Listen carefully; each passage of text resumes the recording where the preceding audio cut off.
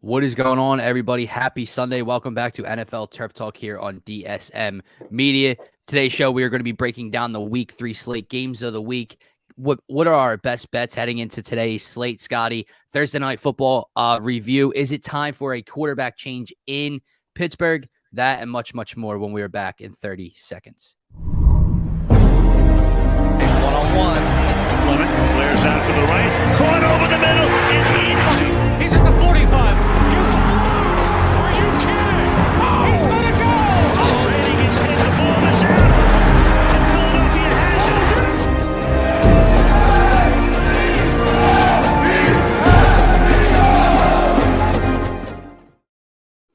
What is up, everybody? Welcome back to Turf Talk live here on DSM Media's Twitter, Facebook, and YouTube channel. I'm one half of your host, Dylan Davis. You can find me on Twitter at DylanJD98. To my right is my faithful co-host, Scotty. You can find him on Twitter at Scotty Drown. And as always, if you guys are new to the channel, head on over to at DSM_media on Twitter. Hit that follow button. We greatly, greatly appreciate it. And if you are new to the channel, head on over to the link tree in our bio to take it to every social media platform we are available on. If you guys want to be interactive on today's show, head on over to the YouTube channel specifically. Hit that subscribe button, like this video, do whatever you got to do. But that's where we can pull up your thoughts, comments, questions, concerns. Get involved with today's slate with myself and Scotty. Scotty, what's going on, man?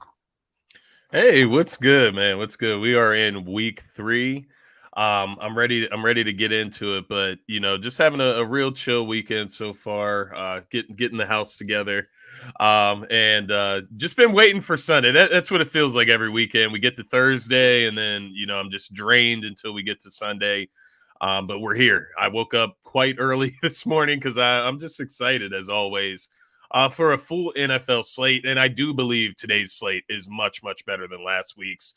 A lot more exciting games on the slate. So, yeah, I'm happy to be here, man. But what's kicking with you this morning? Not much, man. I hear you. What do you go? What's in that cup? This is just water. This is just water. Yeah. I got you on Eagles pregame. Sure. We're gonna change the whole gear up for Eagles pregame. Yeah. It's water. Everybody, don't listen to me. Can't water and vodka. Yeah, Scotty. Spin class is a DUI. If you didn't know that, so be careful. All right, but. Let's start with Thursday night's matchup in the AFC North with the Browns and the Steelers. My man, I'm 0-3 to start the year on Thursday Night Football. I believe you're 1-2. It has been a rough start to the season. I've backed the Steelers the past 2 weeks. Last week in New England, they were at home against New England. They were my best bet. They were my everything last week, and they let me down. And then, of course, on Thursday Night Football with that early payout. They screwed us yet again, but watching that game, it's ugly, man. And it's on both sides of the ball, right? There you go, James. Pouring one up, brother. Good. He's overseas, everybody. So he's on a different time schedule than us. Yeah. But it's ugly on both sides for many reasons. Like, so if you want to start offensively, and we can get into the conversation of should there be a quarterback change? How soon? How soon do you want to give the reins to your first-round draft pick and Kenny Pickett? They have a very difficult part of their schedule coming up for the next 5 or so weeks. So, like, do you want to throw him into the fire or kind of let it play out? You're not really a contender. Give the reins to Kenny after kind of that gauntlet of your schedule. But Trubisky just can't operate this offense, man. Like, don't pretend like Pittsburgh doesn't have any weapons. Like Deontay Johnson is he a true number one? I don't know yet, but Deontay Johnson is a very nice player. Now, I'm not a Chase Claypool fan. Dude needs to stay the hell off of TikTok on game day. However, he's a big body wide receiver. Pat Fryermuth's an all right tight end. Yeah. And then you have the rookie George Pickens, who we'll get into that catch as well. One of the better catches in NFL history, probably. And you have Najee Harris in your backfield. Yeah. There's no reason that Pittsburgh's offense should be averaging like 14 to 16 points a game. It is completely ridiculous. And the last 2 weeks, they've been utterly shut down. They scored 14 against New England. What did they end up finishing with? 19 or 20 the other night against Cleveland? I forget the final 17, score of that one. 17. So that's inexcusable. But then you can go to the defensive side of the ball. Dude, Pittsburgh's defense is allowing the first or second most rushing yards in the NFL, and their secondary is giving up one of the highest yards per play across the entire NFL on the defensive side. I know you're missing TJ Watt. Yeah. That's inexcusable. You still have guys on that defense. You still have a Minka Fitzpatrick. You still have a Cam Hayward, etc. Where you shouldn't just be totally and utterly. I don't even know. Dude, you let Jacoby Brissett mow you down. You lost to New England 2 weeks ago, but Mac Jones didn't mow you down. Nelson Aguilar made one play. It was whatever. You let Jacoby Brissett drive up and down the field, and you couldn't stop a nosebleed on the ground. So that both sides of the ball, Pittsburgh's in trouble, man. So they were an ugly watch, I'll be honest. Yeah, and I think we got to see it on full display on prime time. And you know what? It sticks back to me like week 1. How bad have the Bengals really been for the Pittsburgh Steelers to be able to put up 23 points on them, even if it is in overtime? Like, how bad are the Bengals playing right now at this moment for the Steelers to have won that game? Because the Steelers look horrible. I thought they could lean on their defense in this game going against Jacoby Brissett. They leaned on it against the Patriots. The offense just couldn't do enough. They couldn't even lean on their defense. I mean, Amari Cooper was killing them. Nick Chubb was killing them. I mean, these are the guys you come into the game and you know you have to shut those guys down. Like, if David Bell, the wide receiver 2 or 3 for Cleveland, if he comes in and kills you, that's one thing. Donovan Peoples-Jones. But you have Amari Cooper come in, get over 100 receiving yards and a touchdown in that game. By the way, Cowboys screwed that all the way up. That's a whole side combo. Amari Cooper has been great this season. You are correct on that. But the worry for me, it is that it's, the defense did look good the first 2 weeks at least. So there is something to hone in there.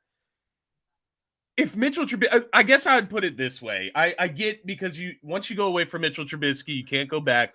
But what do you have to lose? At a certain point, is Kenny Pickett, is he going to be worse than Mitchell Trubisky is being right now? And Mitchell Trubisky isn't being the worst QB in the NFL, but he's not good enough to win.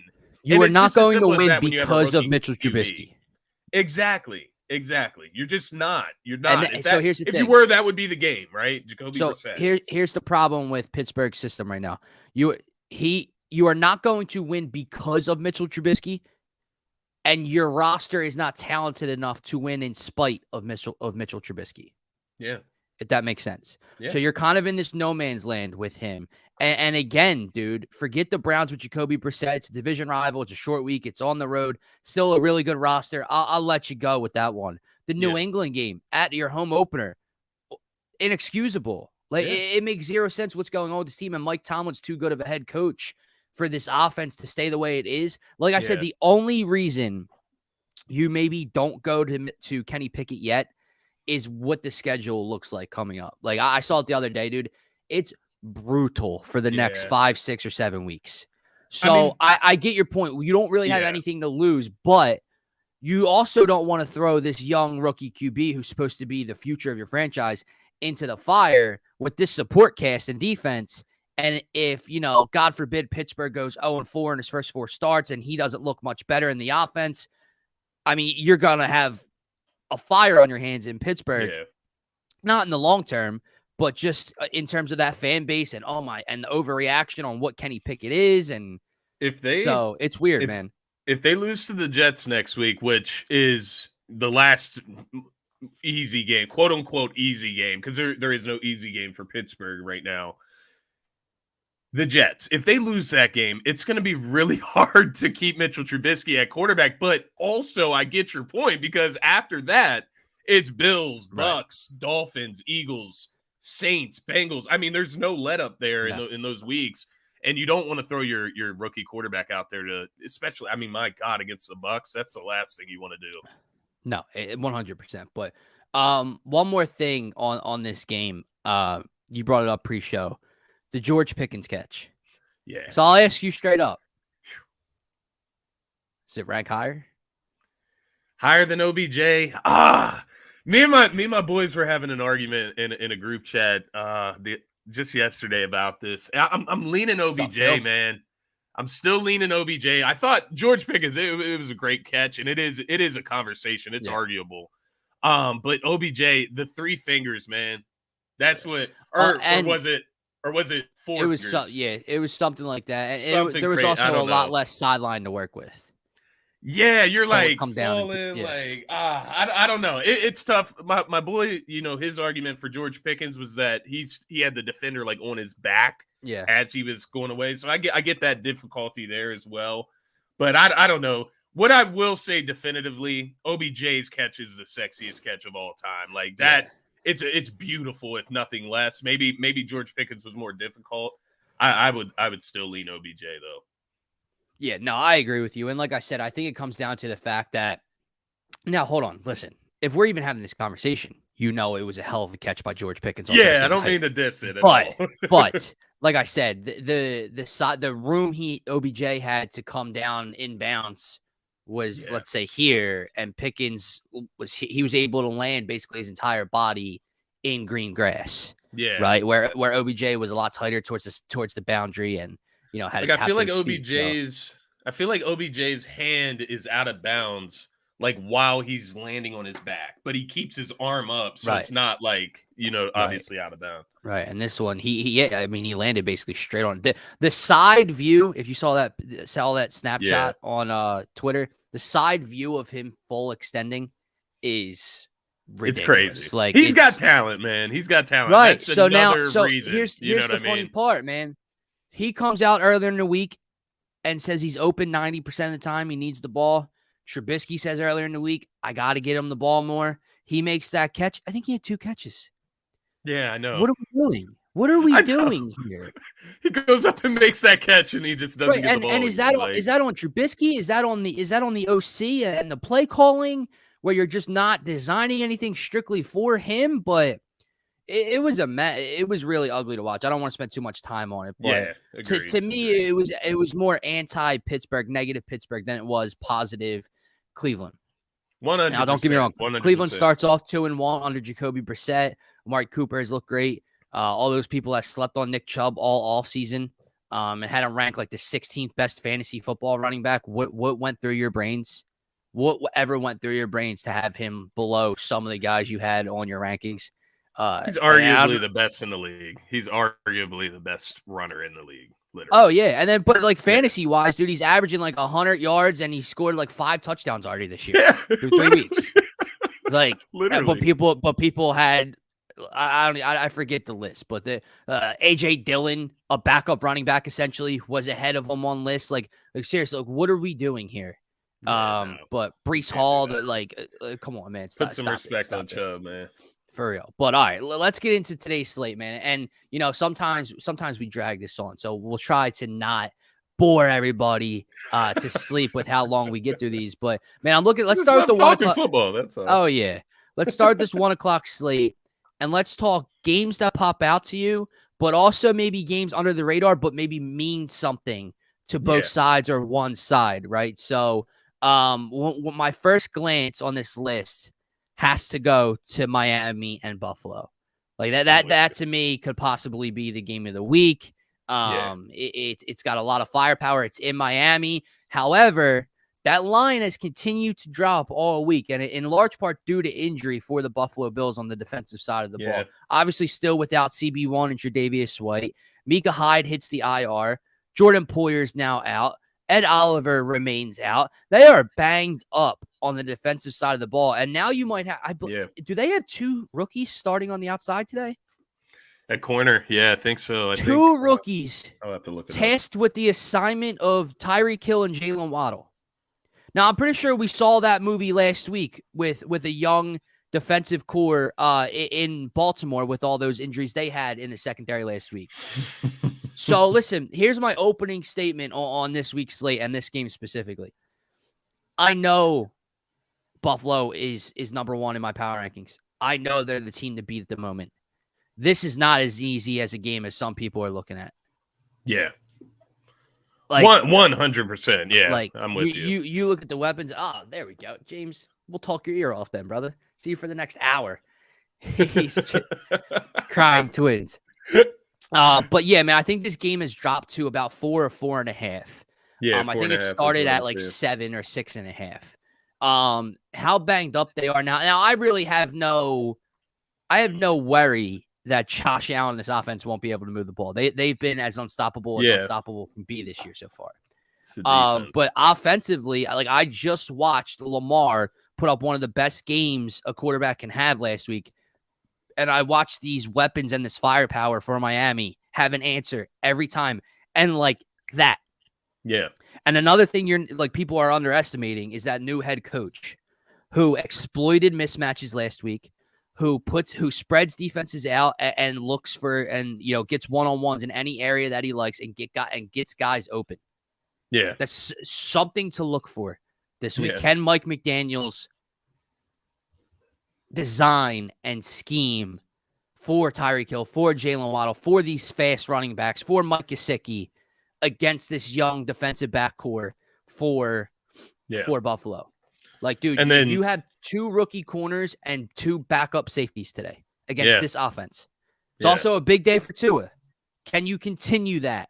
Not 469, 6 touchdowns, but can you continue that success you had in the air attack last week? So this, to me, is the game of the week. Yeah. I think it would obviously be between this game and then the Bucs and the Packers, but I would lean as far as game of the week excitement. I think this is going to be your game, like compared to that Bucs and Packers. That's going to be a slobber knocker in my opinion. But this game it's quite the tale because the Bills are heavily beat up right now, and I'm with you. The injuries are scary on defense. I mean, Micah Hyde is out for the season. That is huge. He is one of the best, if not the best, safety in the NFL. You know what I mean? He's top 3 at least. And then Jordan Poyer, as you mentioned, he's questionable today. Is he going to go? If he goes, is he going to be good? I thought I heard he was out, but we'll see. It may not have updated. He very well may be out. It may not have updated on ESPN here. But even if he plays, is he going to be hurt and not able to move around with Tyreek Hill running past him? Like, these aren't just your good wide receivers. These are the fastest wide receivers in the NFL. Best wide receiver duo this season so far. I think they've produced more than any other wide receiver duo has. Yeah, after last week. I mean, it was arguable. I'm trying to think down the list. You got like Jamar Chase and T. Higgins. They haven't lived up exactly. In terms of Devontae Adams and like Hunter Renfrow, Mike Evans and Chris Godwin are now suspended and injured. Right. Like, you just have guys. Cooper Kupp, Allen Robinson hasn't lived up. Right, exactly. So, but D-Rab, it's a Tyreek combo. is going to blow out the fact. And this is another point, man. The Bills, they're not going to go undefeated. Like, it doesn't. And that's fair. They're just not. So what games can you kind of pick out? And of course, it won't be today's game like we're all thinking.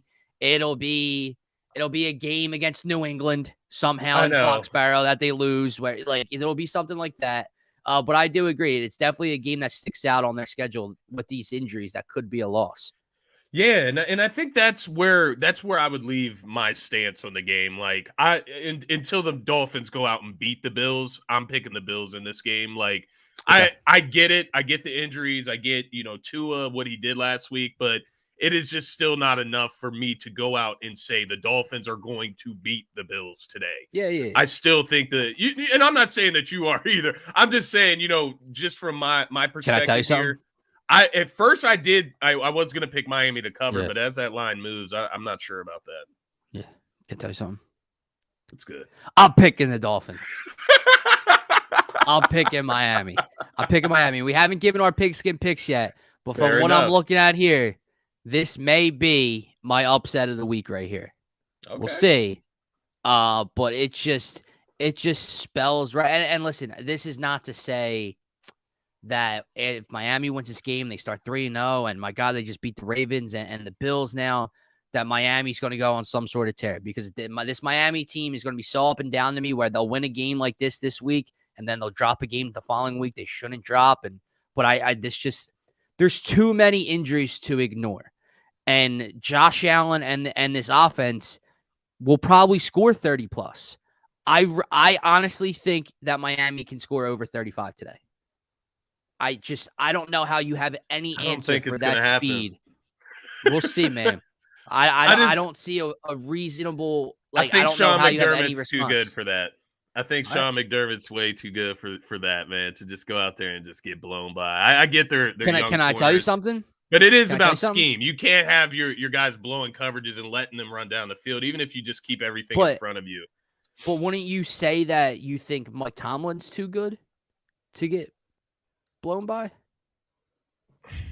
It happens, man. It happens. It happens. It does happen. I will say that, but I don't know. I look at it. I can see your perspective from the Dolphins. This is a barometer game for the Dolphins, but I also think it means a lot if Josh Allen comes out and wins this game today. Yeah. He's just been playing like an animal. But like you guys said, they're great points. The Bills are not going to go undefeated this season. And this would be the first opportunity where I would say this is the best chance that you have at beating the Bills. Yeah. All right, man. Real quick, let's glance over these two, and then we'll move on to another key game today. Saints-Panthers, who do you got in this one? This one's a little weird to me, right? Because the Saints overall probably better roster, but Jameis is banged up, played terribly last week. Panthers start out 0-2. Apparently, there's some disconnect with Matt Rule in that locker room right now. It's in Carolina. Does Carolina start out 0-3? I think so, man. Honestly, I don't like what I've seen from Carolina. Nothing positive, honestly. They haven't used Christian McCaffrey to his fullest strengths. Baker Mayfield he's been good, I guess, or average, I guess. Like they that's just what they are. Like they're just you know what I mean? They'll play you tough, I think, and they'll play the Saints tough today at home, but I think the Saints just end up winning this game. I think the Saints are a better team. I think the Panthers offense is once again going to struggle to put points up against the Saints. And I don't think the Saints will have the same issues. So I am going to go with the Saints in this one. Last time I checked, they were 3-point favorites. I am taking them to cover that, of course. Yeah, I'm taking the Saints to cover today in Carolina. Yeah, man, I'm with you, but I'll say the key to the game is what Jameis Winston shows up. Fair. If you have banged up ribs, not wanting to get hit, throwing, interceptions, 2, 3, 4 interceptions today, that's going to give Baker and this offense a chance to put points on the board. But I do agree. I think the Saints win this one, and the Panthers. I think Kamara's in today. Kamara's in. He's expected to play. Yeah, helps out my fantasy team a bit. Let me ask you that real quick. Would you play Kamara or would you go with Javonte Williams? But Javonte's playing San Fran. I know. What's been the word on Kamara all week? Has he been practicing and everything? I think he's been limited, and he was always listed as questionable. But then Friday reported was that he was expected to play Sunday. Man, that's tough. That's tough because Javonte Williams, I feel like he's been way better than Melvin Gordon in the passing game this year. So if they can't get the running game going, he could get a lot of dump offs from Russell Wilson. San Fran's defense scares me.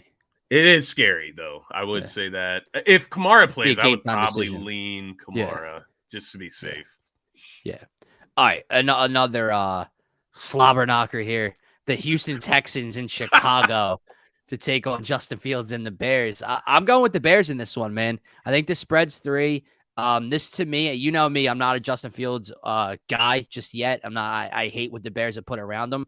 I probably like the Texans' overall roster a little bit better, but to me, at Soldier Field, I just feel like this is some weird Justin Fields-esque game where he doesn't go off, but he's going to have success in the air and he's going to extend plays with his legs. I say he might have a rushing touchdown, pick up a couple big first downs with his legs, stay on the ground. I like the Bears in this one. I probably like the Bears to cover the 3 as well. Interesting. I'm actually leaning the opposite way in this game, and maybe it's just the Packers defense is kind of blinding me of what the Bears. I have no faith in the Bears offense at all, and it's not to say that I have this outstanding faith in Davis Mills and the Houston Texans offense. It's more or less the Bears just don't look like they can pass the ball, or at least they don't want to. And, I will say this is a game where you could win by not passing the ball. They could get away with it against the Texans. But I just like what the Texans have done a little bit more this season so far. I thought they've played both of their games really, really tough. Obviously tied with the Colts and then took who was it last week? Was it the Broncos? They took down to the wire. Yeah. But maybe the Broncos are just really bad. Yeah, We're going to find out tonight. We're going to find out about that tonight. I am leaning Texans in here. but I wouldn't be surprised with the Bears. I would say that's a pick 'em. All right, man. Another very important game, at least for one side of the line here. The Chiefs heading to Indy to take on the Colts, who start 0-1-1 on the year. It has been ugly in Matt Ryan's first two games as a Colt. The defense doesn't look the same. They're still a little nicked up. Jonathan Taylor got shut down last week. I don't expect that to stay the same this week. But what's your thought here? I think the line's around 5.5, maybe 6 now. Part of me, for some odd reason, wants to lean Colts cover, but I don't see a way. I don't see a way that the Colts win this game outright today. I know it's one of those things where you like want the Colts to show some signs of life. Right. Like if you can come out and just compete with the Chiefs today, even if you're 0-3, that is showing a sign of life. You cannot come out and get blown out. But I think the Chiefs are going to cover, man. I think they are going to blow them out. I think Patrick Mahomes is going to do his thing. But I would say the way to win this game, you need Jonathan Taylor to be Jonathan Taylor. You need him to go off in this game. I'm talking like over 100 rushing yards, 2 touchdowns. Make it really easy on Matt Ryan. Make his decisions easy. They got to get out of the gate fast. That's always the thing against Kansas City. Anyways, you do not want to get in a hole. And you know that there's a good chance Patrick Mahomes is going to score on every single possession. So I would say, if the Colts get the ball first or when they get the ball first, one of the keys is definitely scoring on that first drive just to keep pace. Yeah. Jonathan Taylor's got to be the guy today. He's got to look like that MVP candidate that he looked like last season in order for them to have a chance to even cover, I would say, quite honestly. See, it's funny you say that because obviously I agree. Like this Colts offense, this Colts train is going to go as Jonathan Taylor goes, but to me, this is more so up to Matt Ryan. Like, dude, this is what he's been bad. They brought you in for this season, and you started off in the worst possible way. You get shut out in Jacksonville last week, and the irony, right? Oh, they lost week 18 against Jacksonville. Get shut out 24-0 against Jacksonville in week 2, right? Coming off of a bad tie to Houston the week before. So to me, this is like, is like I feel like you find out what Matt Ryan is at this point in his career today. That's fair. Matt Ryan either shows up and the first 2 weeks were fluky and the Colts will be okay in their division this year, or Matt Ryan and the Colts do not show up again and they start 0-2-1 and Patrick Mahomes and the Chiefs continue to send a message throughout the AFC. Because if you think about it, before this year, this was probably our 4 seed, right? This is the winner of the AFC South. They're probably not going to be a top 3 seed, but probably around a 3 or a 4 seed nonetheless. Yeah. Home playoff game. Like nine wins. Yeah. So a slow start, but this doesn't mean it's any less of a tough opponent for the Chiefs. So if they come out and start 3-0 on the year in Arizona, in Indy, and at home against the Chargers on Thursday night, that's a hell of a statement from this team. So I do agree. I like the Chiefs to win in this one. It has the feel of like an upset, but I don't know. It has the feel. I do agree with that, though. I do agree with it. I'm with you. I can't put my faith in that, quite honestly. But I do feel the vibe. I do get you. I agree. All right. Moving on to this one. This one, I think we're going to disagree here on this one as well. Detroit, Minnesota, NFC North battle. I got the Vikings in this one, and this is kind of just how I look at things. Are kind of what did you do last week, right? So Minnesota coming home after a terrible, terrible loss to the Eagles. So is Minnesota as good as they were against Green Bay? Is Minnesota really as bad as they were against the Eagles? Are they somewhere in the middle? Reversely, you have the Detroit Lions coming off their first win, dropping 35+ points in both games so far this season. Going on the road for the first time this season. Do they play with that same aggressiveness and intensity on the defensive side of the ball on the road? We know they take on Dan Campbell's personality at home, rushing the passer, right? Getting in the backfield, wreaking havoc. Does that translate to a road game for Minnesota here? So we'll see. To me, this is a Justin Jefferson game. This is a Dalvin Cook game. I think Minnesota's offense kind of opens things back up. Obviously Minnesota's defense is having some struggles with the run, so it'll be interesting to see if DeAndre Swift can get things going. James checking in, he's going Lions. I'm going Minnesota in this one, man. Now, I don't know if I want to lay the spread. I think it's sitting at 6 at the moment. Yeah. But I do like Minnesota to win this one straight up. Yeah, I get your perspective because there's 2 sides, and we'll know after the game, of course, which side comes true. there's two sides. The Vikings got absolutely held and strapped down to the chair last week, or on Max Monday, security, I should say. Max security for the Minnesota Vikings. So I'm sure Justin Jefferson, Adam Thielen, all those guys, Dalvin Cook especially, didn't get the touches he deserved. Kirk Cousins, I'm sure they want to get back on the right path, right? They're at home. They got the energy back. They need to get back on track after that showing. I guess, I'm putting my faith in the Lions and showing us that they are a real team. And this isn't to say a real contender, nothing like that. It's more or less show that you are going to compete and be one of the competing teams in the NFC. I don't want to say, I don't want to put them up too high because I know that's not necessarily possible. And I would say I would lean the Vikings ceiling is a little bit higher than the Lions, of course. But I do want to see if they can get that pass rush on Kirk Cousins. They were able to give Carson Wentz some fits just with the pass rush because he was still able to put up points. And I do think the Vikings are going to put up points today. I don't want that to get misled. I think this is going to be a shootout, quite honestly. We'll see if the Vikings defense is as bad as they were on Monday Night Football or are they as good as they were against the Packers in week 1, of course. But I'm interested in the Lions. They've just been completely explosive. Like you said, put up 35 plus points in both of their first matchups. And they did that against the Eagles, who strapped the Vikings down. You can't go game to game. I know that as well. Because I sit here and say, I want the Lions to beat the Vikings. I talked to you about this before the show.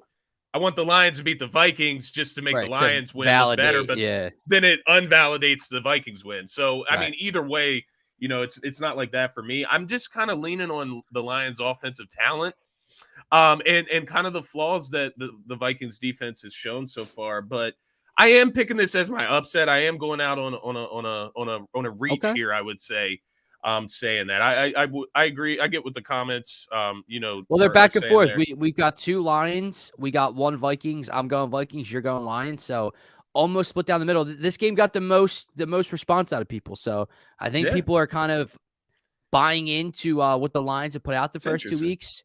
But we'll see. So all right. Plus, so I need Swift. I need Swift to go off. Let me be too. frank. I have Me Swift too. at 3 leagues. I need him to go the hell off. So. Me too, man. So that's something I'll be keeping my eye on as well in that game. But so we've both given our upsets. I had the Dolphins over the Bills as my upset of the week. Scotty is going with the Lions on the road over Minnesota for his upset of the week. Now to the next game. Listen, I'm going to double down.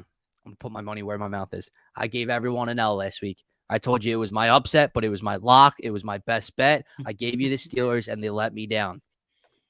I'm going against the team that beat my Steelers last week as well.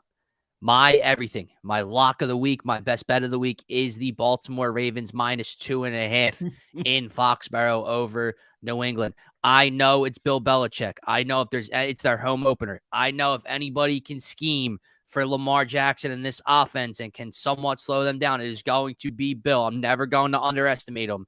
But my God, is that offense putrid. And I know they beat the Steelers. They still only scored 17 points. So good luck scoring under 20 and holding Lamar in this offense, who's been high-flying the first 2 weeks of the season, to under 20 or 17 points. It ain't happening. And again, I kind of go on that barometer of what happened last week. New England coming off of a win. Ravens coming off a devastating loss to that Miami team, that game we talked about all last week for a while. I cannot see the Ravens dropping 2 in a row. I can't see them starting 1-2 with the way Lamar has looked at quarterback. The Patriots would then start 2-1. Miss me with that. And I know it's a weird line, right? Right. Why is it only 2.5, man? It was 3. Why did it drop is to weird. 2.5 last night? It is weird. Why? Because so many people are going to buy that Ravens stock, and these sports books could make out big time today. I don't care. I'm one of those people. Lay it heavy. The Ravens will not lose, and they will cover this game. I'm with you all the way. Ravens. I don't like the Patriots at all. I don't like Mac Jones. I don't like that offense at all. The defense, it's very strong, as we could see, at least against the Steelers. We'll see how it does against the real offense. Yeah, we'll see how their defense does against the Ravens. A prolific offense in a sense when you have Lamar Jackson at the helm. I'm with you. I see the Ravens bouncing back, covering this game. As long as everybody does what they're supposed to, this should be a pretty routine win for Baltimore, in my opinion. It is interesting, just a 2.5 point spread, though. I will say weird, that man. It's a little scary, to be honest. It is weird. I'd feel a lot more comfortable if this was like a 5.5, 6-point spread like Minnesota was. It's not. So it's like, it's why. Yeah. Hunter checking in, very valid, but Dolphins run a lot of cover 0, press cover 1. Can the receivers outmatch the Patriots schemes? Yeah, no, I just, at the end of the day, I don't even know if this is Lamar through the air like we've seen him the first 2 weeks. To me, like, just have fun. Like, good luck, like, stopping him on the ground this week. Coming off of a loss, and then at the same time, like, what would New England's offense have to do to pull out a win? Like, I'm sorry, you're not holding Lamar to 14 points like you did the Steelers. It's not happening. Yeah. So it'll be very interesting to see what happens there today. Really hope I give everyone a winner today. That's my lock. Now, I think this next game is your lock, Scotty. We have the 0-2 Cincinnati Bengals heading to New York to take on the 1-1 Jets coming off of a big win. Man, if this isn't the time for Cincinnati, I don't know what is. If Cincinnati somehow loses today, Scotty, they're done. They're done. The teams that they start might be 0-3, done anyways, but they'll be done. Teams that start 0-3 do not make the playoffs. Yeah, in a high percentage, it just doesn't happen. So what do you got for me? What's Joe Barrow do today? What's Joe Mixon do today? What's Jamar Chase do today? Listen. You know, anybody that watches the show regularly knows I ride with the Bengals. Oh yeah, fairly often throughout the playoffs last year. I'm a big Joe Burrow fan, but he definitely let me down last week against the Dallas Cowboys. Without Dak Prescott, you lost to Cooper Rush. That just simply can't happen. The offensive line looks horrid, but Joey B, you got to do your part. Get that ball out quick today. Get rid of the ball. He was looking a lot like Carson Wentz that last season in Philly when Carson Wentz was just holding the ball and just getting tore up. Offensive line was so bad it creates doubt in the quarterback's head, and then they just start having this timer in their head. He needs to get out of that. He said everything's going to be all right. He said, in the press conference, everybody calm down. Don't panic. So I'm not panicking. I am picking the Bengals as my lock today. I do have them beating the Jets. I do think the Bengals offense, they put the wheels on the ground today, and they get going. I think, Jamar Chase, I actually have a parlay for this, which I'll give you guys later. But I think Jamar Chase gets on the shrine. I think Joe Mixon, he hasn't touched the end zone all season. It's time for him to get in the end zone today against the New York Jets. I love that you just said those two things. Yeah. I got both of them scored in my parlay. You'll see later. But I had two separate ones in there. It's the Bengals show today. They come out and look normal, but I don't want to forget they did drop a loss to the Jets last season. And that was when they made it to the Super Bowl. So do not look past the Jets. You can't afford to. You can't go 0-3. Not if you're them. I can. Yeah, I can. right. You can. Cincinnati cannot afford to go 0-3. They cannot afford to overlook this Jets team, especially after what the Jets did last week. I mean, Joe. Adam going with the Jets, man. Well, this is just another trend for me, right? Like the Jets coming off of that come from behind win. The Bengals are already 0-2 coming off of a loss against Cooper Rush. I'm sorry. Do I think the Bengals are maybe frauds? Possibly. I don't think they're 0-3 frauds losing to the New York Jets in week 3. Scotty, real quick, heading back to that Buffalo-Miami game 10 minutes ago from Adam Schefter. Buffalo's projected secondary today. Cornerback, Kaiir Elam, rookie first-round pick. Cornerback, Christian Benford, rookie 6th-round pick. Safety, Damar Hamlin, 2021 6th-round pick. Safety, Jaquan Johnson, 2019 6th-round pick. This group has made 3 NFL starts entering today. I mean, that's definitely not a good look. I mean, today is the day, right? Unreal, man. Today is the day for Miami. You kind of have to go out and beat the Bills today. If you want to split with the Bills this season, you should make your way towards winning this game today. That is interesting. I may switch to a Miami cover at least. We will see, man. All right, so the final game that we're going to cover in the 1 o'clock slate. Obviously, guys, come hang out with us right here on DSM Media at noon for Eagles DSM pregame live Eagles Commanders preview. But the last 1 o'clock game we're going to cover here on Turf Talk, both 0-2 teams. This is a big game for both sides today, Scotty. The Raiders against the Titans. I gotta go with Vegas, man. I really do. I know they haven't looked good. The way they lost that game at home to Arizona probably left a sour taste in their mouth. But the way that the Titans blew a game to the New York Giants and then absolutely got decleated on Monday night against the Buffalo Bills. And I know it's Josh Allen, those Buffalo Bills, like we've been talking about all show. But my God, the King might not look like the King to me. The way that he was able to shred that offense, to me, this is a Derek Carr and Devontae Adams type of game. Like, this has to be a big game for them. I like Vegas -2 in this one. Gint going, oh, what's he got?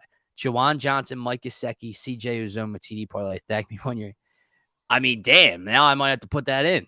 I mean, I was actually getting DraftKings pulled up just when I saw the comment, just to go throw. I might just throw 5 on it or something. 10. Nothing crazy, but I'm gonna trust Gint. Trust the process here. I'll be quite honest with you though. I don't even know who Juwan Johnson. I was just gonna say this is a really bad look, but who does Juwan Johnson play for? Does anybody know that information? Juwan Johnson. Who, Steve? Saints. The Saints. There we go. Looks like it, yeah. I'm throwing that down. Steve just picked him up in fantasy. Oh, yeah, again, I already used the 25 boost last night. I think I did too, man. CJ Uzomah against his former team. Look at this. Yeah, I like that. This is just mid-show. And then what's the last one as well? Mike Gesicki. Juwan Johnson, of course. Juwan Johnson. You didn't put the Gesicki in. Not yet, no. I like Gesicki in there, especially with the situation. A lot of attention's going to be on Tyreek Hill. Where the hell is the Saints going to be on Waddle. Saints and Panthers. There it is. So you got Gesicki and then can I ask another question? What position does he play? Juwan Johnson? Is he a tight end? I think he's a tight end. I think this is a tight end parlay. We're going to learn about Juwan Johnson today. We're going to be following him, so we're going to find out. CJ Uzomah. There you go again. Holy shit. Plus 99.40? $10 pays a G. Yeah, we're going to Vegas like Gint said, man. If that hits, I'm with it. Do we get a refund if this doesn't hit? Refund. I threw. Oh, let me throw 10 on it. Yeah. I want to stack. Let me throw 10 on that. Yeah, there's a big difference from seeing 5 something to over a G on that bet slip. Oh man, that's good. Thank you for that, Gint. If that hits, I will obviously buy you a drink, my man. Yeah, but as far as the game we were talking about, what was that? The Raiders and the Titans. What's that? Yeah. The Raiders and the Titans. No, the reason I bring it back to that, I'm with you. I actually have the Raiders covering in this game. I picked the Raiders last week against the Cardinals, man. They have a ton of talent. I don't understand. And if they lose this game, obviously we're gonna have to go back to the well and really talk about the Raiders because they'll obviously be looking like the worst team in the division. That's the trust me, bro. Send it. Yeah. Just don't lay too much down on that, everybody. Yeah, Juwan Johnson's going to have 0 targets for 0 catches today. Just watch. Not even going to get the ball. He'll drop it, and it'll be a Jameis pick. It'll bounce off his hands. No, Taysom Hill will have 3 touchdowns. Taysom. So corny. Talk about a guy I just can't stand. Takes touches away from everybody for no reason. Gave him a bag. You'll see him get in the end zone over Kamara today. That should make you sick. Adam, we will talk about this on the pregame show. But early prediction. I love the question, though. Yeah. I love the question, though. I do. All right, Scotty, let's fast pace this 4 o'clock slate right here. So I'll run down the list and you tell me which ones stick out to you the most. So obviously we have the Jags at LA against the Chargers. Justin Herbert is going to be a game time decision. Will he get that shot or not? Might want to get another doctor to administer that shot to you. It's the reason Justin Herbert, had the job 2 years ago. So we will see. So can the Jags start out 2-1 if that comes to play? I know the Chargers are 7-point favorites. Last night it dropped to 3. So I think that's starting to tell you something. I think he's going to be out today. You're the Rams Cardinals, both 1-1 teams. And both kind of going in opposite directions here with their 1-1 start. You had the Cardinals who, after week 1 in a beatdown to Kansas City, we kind of said, wow, this team looks like they have no clue. They are They're not good. They're going to finish third in the NFC West. They come out with a big 24-point come from behind win in Vegas last week. The Rams reversely get their ass kicked week 1 in the opener against the Bills. And then, you won at home last week. You almost let Marcus Mariota and the Falcons come back and beat you. You only won by 5 when you were up by 21 in the fourth quarter. This might be the worst game of the season coming up next. The Atlanta Falcons, Marcus Mariota versus Geno Smith has to be the worst game of the season. So tell me otherwise. My God. My God. Dude, I'm being serious. You couldn't pay me to watch this football game. Couldn't pay me to. If this was the only game on today, I'm not doing it. I'm doing something else. Not watching football. If this was the matchup I had to watch. Not the horror movies or something. So here's what I'll tell you. Get the picks out of the way. I'll take the Falcons. Happy? That's what I'll do. Yeah. I don't even know why or how. I'll take the Falcons. Throw shit at the wall and hope it sticks here. Yeah, it's as simple as that. Just hope. I think the Falcons have a little bit more offensive talent than the Seahawks, I think. I guess, man. I guess. You got Kyle Pitts. You got, Drake London's look good so Does far. Kyle Pitts have more than 3 fantasy points this year? He has not looked like the stud that they have said with Mariota. He probably won't when you have Marcus Mariota throwing him the goddamn ball. I love when people said that. Mariota loves his tight ends. How do you know? He hasn't played in 4 freaking years. They did say that. Backup for half a decade, and you're telling me he loves to target his tight ends. How the hell do you know? What's happening? How do you know he likes his tight ends if he doesn't play? Right. He liked his tight ends in 2015. Comes in for one play and throws it to his tight end. That's 100%. You know Kyle Pitts will have like 10 catches for $110 today. Because we said this, of course. Yeah, exactly. And then this has to be the game of the 4:00 hour. I believe this is the Fox game of the week. Green Bay, Aaron Rodgers, Bucks, Tom Brady. Both teams pretty decently banged up. The Bucks more so than the Packers. Obviously, Mike Evans suspended. I don't believe Chris Godwin is back. The offensive line is a little banged up in front of Brady.